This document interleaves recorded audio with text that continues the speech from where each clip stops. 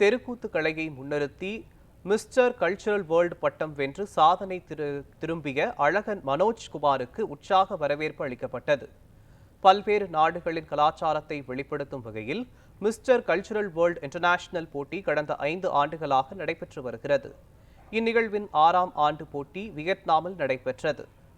5 நாட்கள் நடைபெற்ற இந்த போட்டியில் 22 நாடுகளைச் சேர்ந்த ஆளனகல்கள் கலந்து கொண்டனர். பல்வேறு சுற்றுகளாக நடைபெற்ற இப்போட்டியில் தமிழகத்தைச் சேர்ந்த மனோஜ்குமார் சேஷன் கலந்து கொண்டு தமிழகத்தைச் சார்ந்த தெருக்கூத்து கலையை முன்னிறுத்தி வேடம் அணிந்து சுற்றி சூடினார்.